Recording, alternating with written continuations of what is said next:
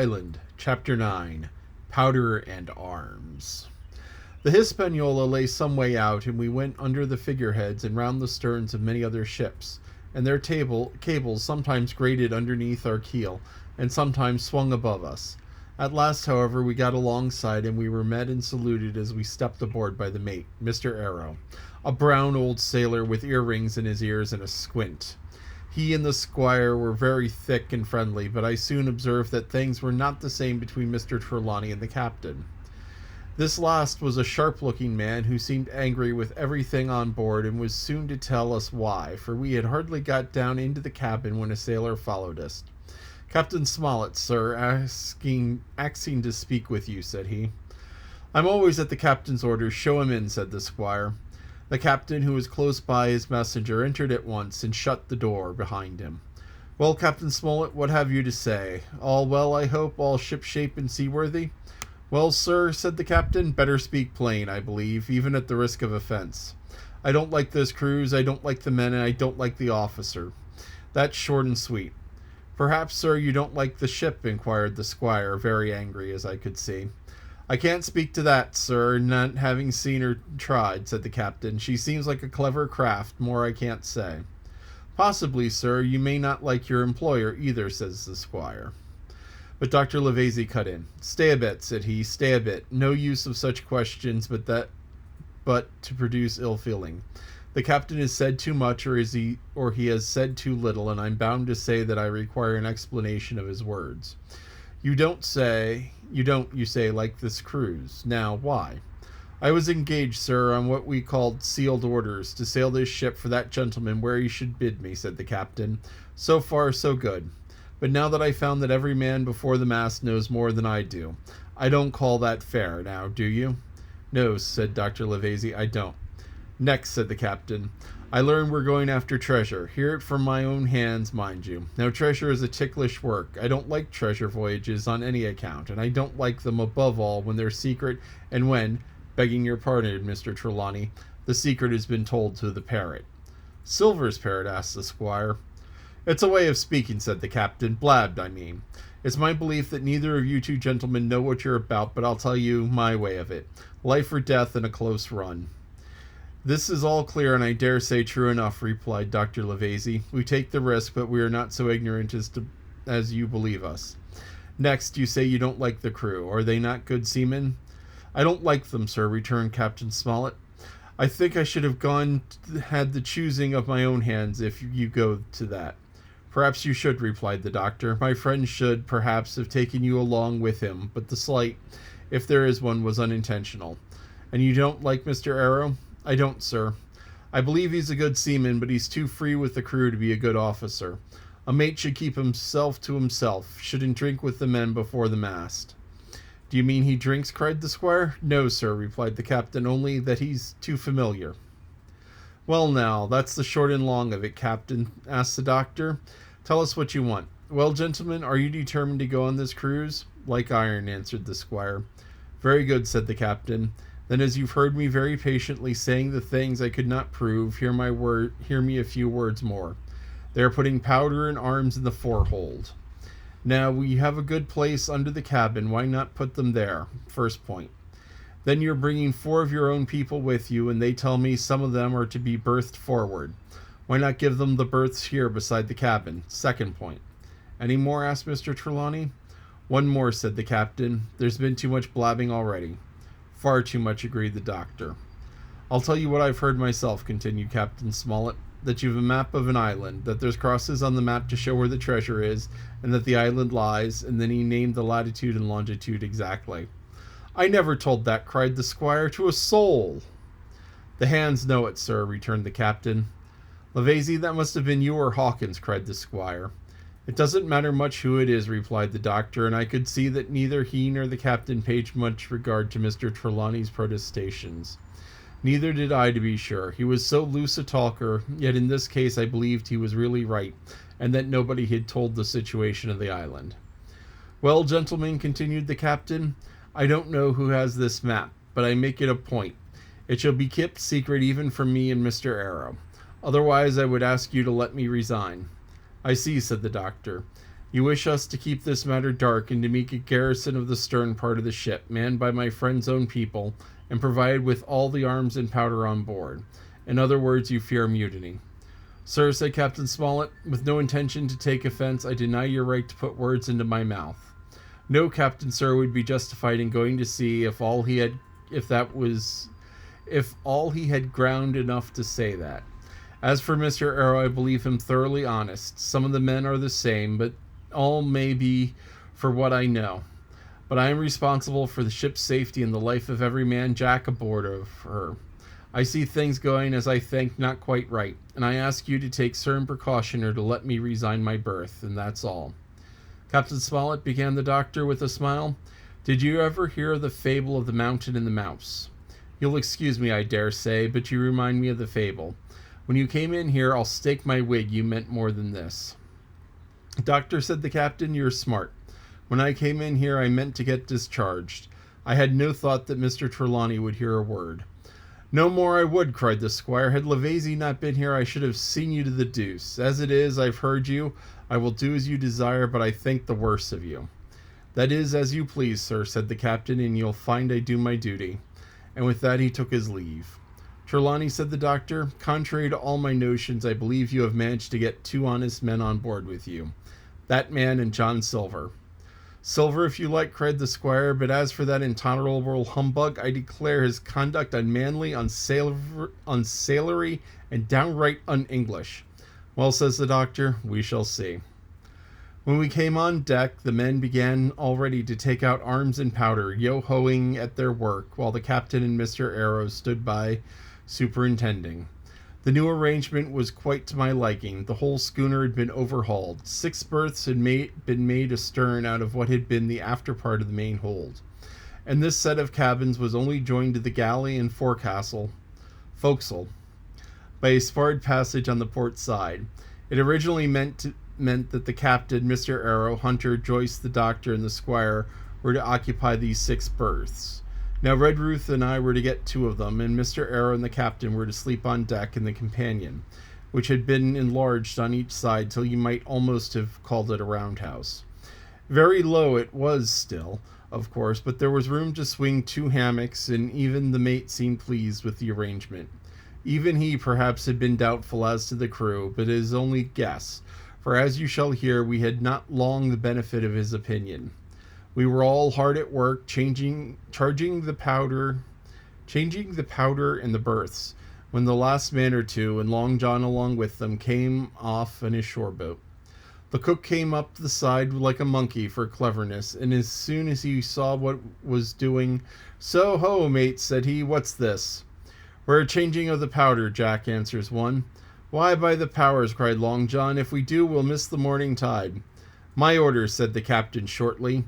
"You may go below, man. Hands will want supper." "Aye, aye, sir," answered the cook, and touching his forelock, he disappeared at once in the direction of his galley. "That's a good man, Captain," said the doctor.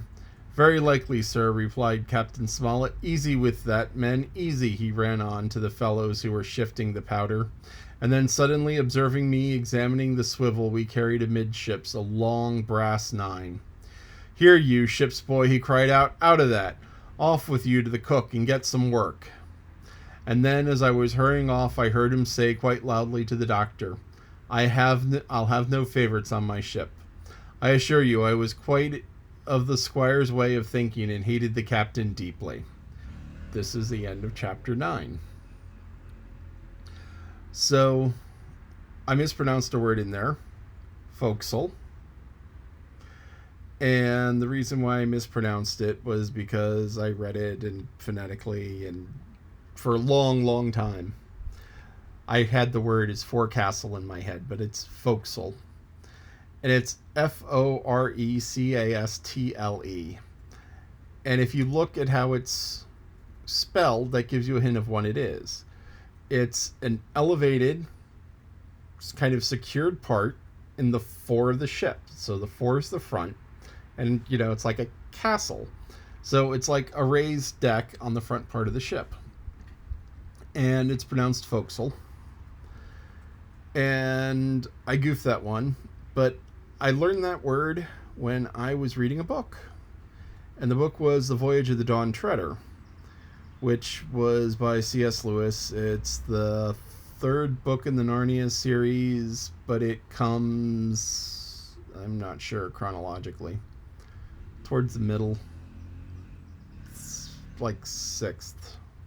It's Prince Caspian, Voyage of the Dawn Treader. See, the books came in out of order, and 7 takes place in the middle of the first one. So it's an odd setup. But anyway, so Jim was looking at the Long 9. Now, that's probably a 9-pound gun, and long meaning that it had a longer barrel than a shorter one. And so the long barrel gives more speed to the projectile, more force. It can throw it further. And because it's on a swivel, you can load it, you can fire it, and you don't actually have to have the ship lined up right. Because back then, ships tend to have, or ships that carried lots of guns, tended to have rows of guns arrayed along the broadside, and maybe 1 or 2 fore and aft. And what would happen is that you'd sail along and you'd kind of point the ship so that you're going sideways through their ship, and then you'd fire. And if you were really lucky, you could cut in front of them and fire right at their front or right at their back. But what happened is the ships would maneuver, and so you try and go like this, and they go like this, and you both end up being beside each other. And when you're beside each other, you both fire at each other. Now with the swivel, if I'm back here, I can still shoot forward. Or if I'm up here, I can shoot backwards. So that was kind of a cool thing. That whole thing played out during the U.S. Civil War 100-something years after this takes place, where they start getting ironclads. And there was a battle in the Chesapeake Bay, very famous sea battle of the time. It was the Monitor and the Merrimack. Now, the Merrimack was actually called the Virginia when the battle took place, because the Merrimack was a U.S. ship that was seized by the South. I think it was burned and scuttled, and the South raised it and refit it. And it was an ironclad. And this was something that they had just come up with because they just started having steam engines. And they're like, hey, we can put iron on the sides of the boat. So what they did was they took iron and they put it on the sides of the boat. And so the Virginia had these long slanted iron things and an engine and guns out the side. So it could go, and it would be shot at all day. The other boats of the time, they were just like firing. And the cannonball would come in and it'd hit the iron side and go bing, shoot up. Horrible racket inside, but people inside were safe and they could just keep firing, and it was just destroying ships. But the North had their own set of ironclads, and this was a completely different design. What it had a relatively flat deck covered with iron and had a turret on top. So it had this little metal can on top with a gun pointing out. And it, they could turn the gun and point whatever way and shoot. So while the Virginia was firing 5 or 6 shots to the Monitor's one, the Monitor didn't have to get into position. So it could just stay out of the range of the gun, or stay out of the line of sight of the guns, and just keep pinging away at the diagonal. And I mean, the battle went on and on for hours until finally the Monitor sank the Virginia. But the design of the Monitor was called a tin can on a shingle, which gives you an idea of what it looks like. It was really low to the water. And it was being towed from the Chesapeake Bay to Charleston to do other things. And it ended up sinking a few weeks after it won the battle. So, but it that informed the design of ships from that point on. I mean, battleships, frigates, everything from that point on was because of how the Monitor looked. And it's like, this is the way warships look. And it's like, we have the metal and we have a turret, and or turrets, because eventually it's like, hey, we need more guns. So they started doing, okay, we're going to have turrets, and we're going to have turrets with multiple guns. So you eventually get up to the World War II battleships, where you have 4 turrets with 3 guns each, and they're lobbing projectiles that don't weigh 9 pounds, but are 18 inches around. I think the Yamato Japanese battleship had 20-inch shells. It's just like something insane. They were tall. They were longer than I am tall. They almost go into orbit. And it's just like raining steel down over long distances. But so the ship has this. They think the captain's good. They think John Silver's good. They think everybody else is kind of dangerous, so that's not so good. It's interesting, Jim's hating on the captain now because the captain said, hey, stop goofing around, go down in the galley and work. Everybody should be working. And I mean, Jim's the cabin boy. He's the one who brought the map, but at the same time, he needs to earn his keep, and we'll see how that goes. I mean, he's going to be working a lot with Long John, who he likes, so that should be good for him. He's going to learn some skills. He has cooking experience because, the Admiral Benbow was an inn, so he was probably doing a lot of the cooking there. But now he's going to learn about sea cooking, which, as your dad can tell you, is an entirely different critter.